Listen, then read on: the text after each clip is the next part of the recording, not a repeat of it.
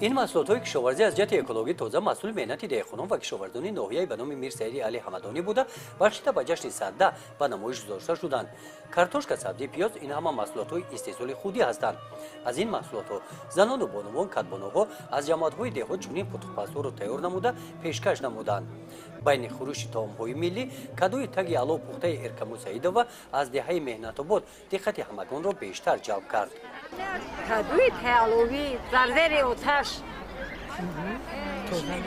توزه میکنیم، محصولات همه را تف میتیم، میپزیم، تیار میکنیم، در کدو میدوزیم، بعد میمونیم محکم میکنیم، در سرخونه تر میکنیم، میپیچونیم محکم لخچه را میگردونیم، بلاش میگردونیم. از نمایش محصولات کشاورزی معین می‌گردد که در ناحیه به نام میر سعید علی حمدانی طبق دستور مقامات اجرایی حاکمیت دولتی ناحیه استفاده ثمرناک زمین درست به راه مانده شده است.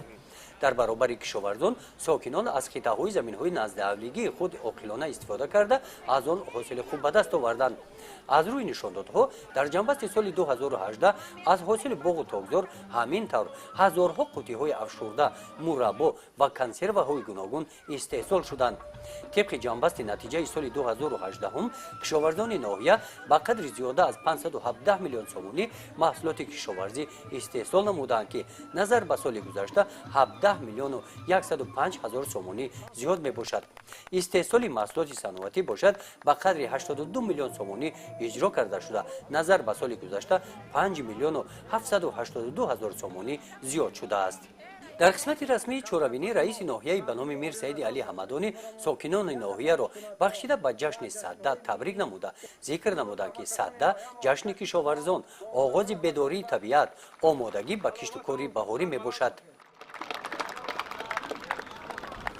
قسمت فرهنگی جشن سده با نمایش تئاتری کننده شده کارمندان بخش فرهنگی ناحیه پیشکش ساکنان ناحیه گردانیده شد. طبق سناریوی نمایش شاه پیشدادیان هوشنگ سنگ را برداشته سوی مار هوا داد و ناخواست سنگ به سنگ برخورده آتش پدید آمد.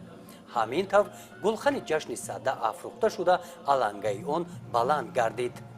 یادآور می‌شویم که تا آغاز جشن سده در میدان مرکزی ناحیه بخشیده به این جشن ملی جمع آمد وسیع در مرکز ناحیه دایر گردید که در آن نتیجه ساحه‌های اقتصادی ناحیه جمع‌بست کرده شده بهترین ها با سپاسنامه و افتخارنامه مقامات اجرایی حاکمیت دولتی ناحیه سرفراز گردانیده شدند.